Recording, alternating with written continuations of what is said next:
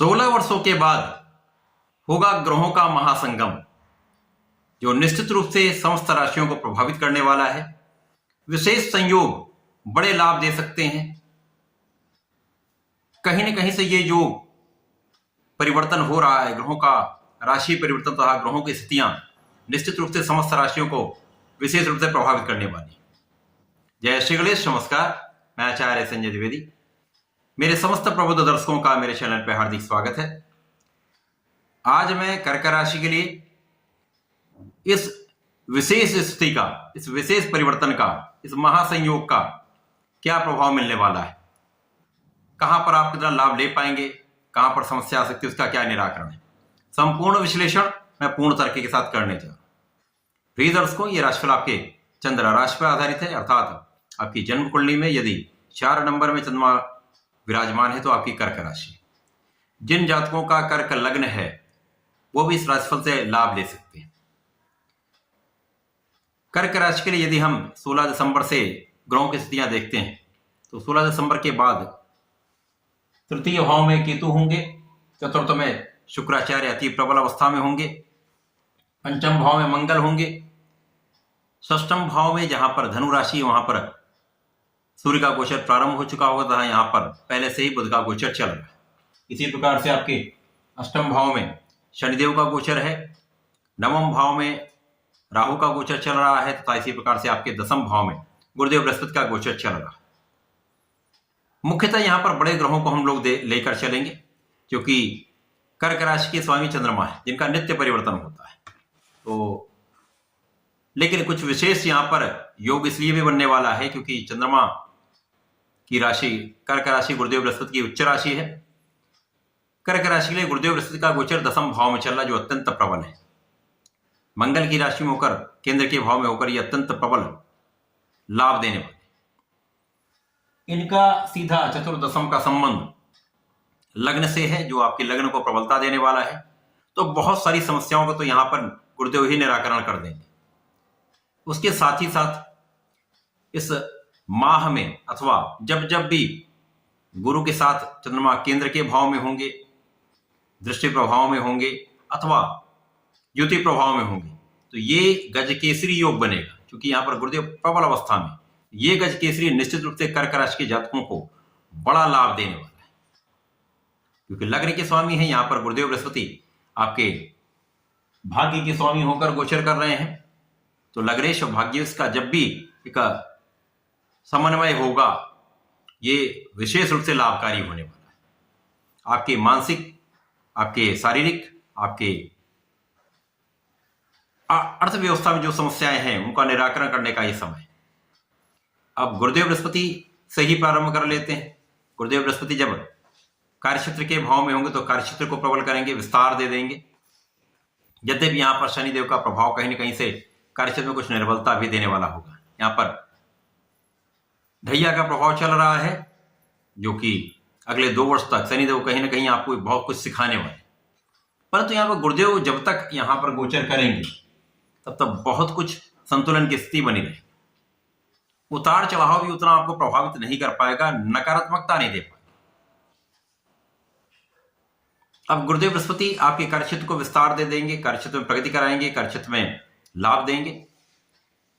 शनिदेव के साथ इनका प्रभाव आपको बहुत कुछ रिसर्च करा देंगे। ये रिसर्च आपके लिए लाभान्वित करने वाला होगा। गुरुदेव आपके धन के भाव को प्रबल करेंगे, आपके सुखों को बढ़ाने वाला समय है। जब तक गुरुदेव बृहस्पति यहां पर मई 2024 तक हैं, निश्चित रूप से यहां पर आपके धन के भाव को प्रबल करते रहेंगे, आपके सुखों के लिए आपका भाव प्रबल करेंगे। माता पिता का आशीर्वाद आपको मिलेगा, सुखों का आप उपार्जन 100% कर पाएंगे। गुरुदेव का प्रभाव आपके षष्ठम पर भी होगा।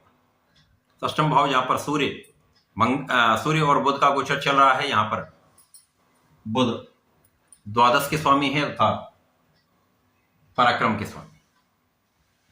यहां पर गुरुदेव की दृष्टि का प्रभाव बहुत कुछ समस्याओं से आपको बचाने वाला है, क्योंकि यहां पर बुध जब होंगे तो एक व्यापारिक आपको विशेष लाभ मिलेगा। विदेशों से अच्छा लाभ मिल सकता है, विदेश में रहकर कार्य कर रहे तो वहां पे अच्छा लाभ मिलेंगे। परंतु कुछ ना कुछ यहाँ पर आपकी स्वास्थ्य समस्याएं बढ़ जाती हैं। चर्म रोग से संबंधित कुछ समस्या हो सकती है, स्किन डिजीज की संभावना बनती है अथवा एलर्जी की संभावना बन जाती है, मौसम के कुछ रोग हो सकते हैं, आंखों की कुछ समस्या हो सकती है, सूर्य पर भी प्रभाव होगा तो इससे यहाँ पर आपके शत्रुओं का विनाश होगा, शत्रुओं पर आपकी विजय तय है, कानूनी समस्याओं में आज आप विजयी होने वाले।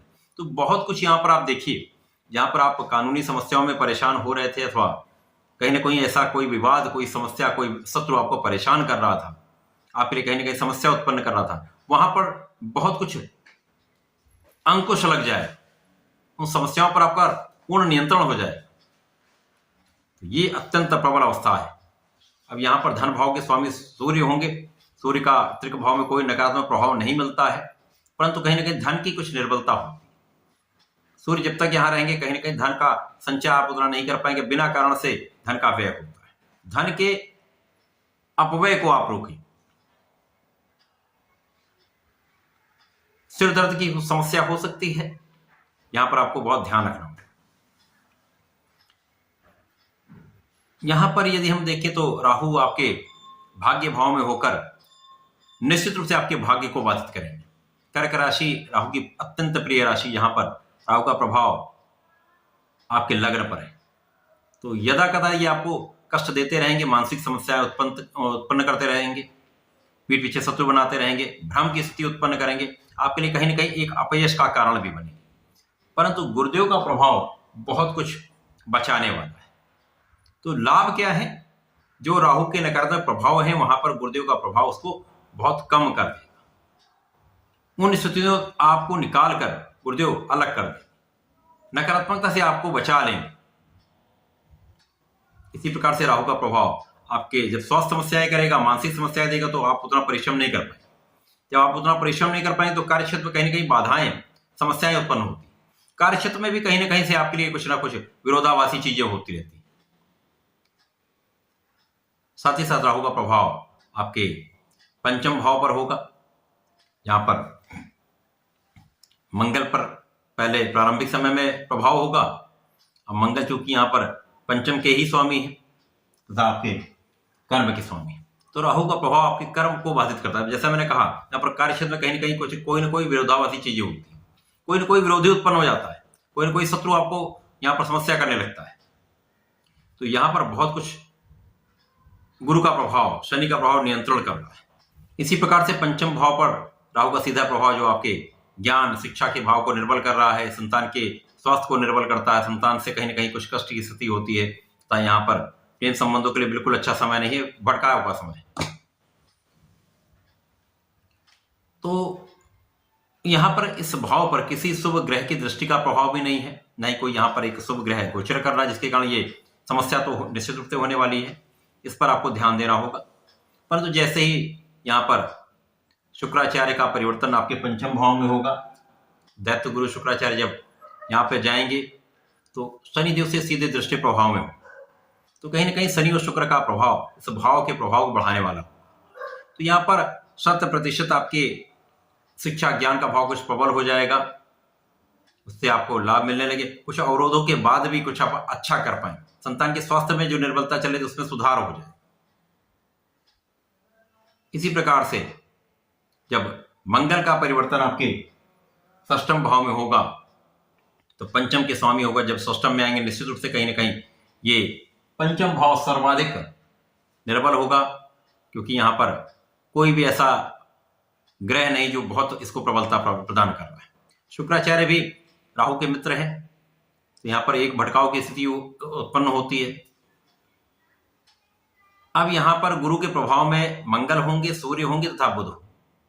कार्य क्षेत्र के स्वामी षष्ठम भाव में होकर निर्बल 100% होंगे, परंतु यहां पर सूर्य मंगल का पराक्रमी योग आपके परिश्रम को बढ़ाने वाला होगा। कहीं ना कहीं से आप परिश्रम करने लगेंगे, जिसका कुछ आपको लाभ भी मिलेगा। यहां पर आपको किसी प्रकार के धन देने से बचना होगा, उधार धन देने से 100% आप बचें, क्योंकि ये आपको विवाद करा सकता है।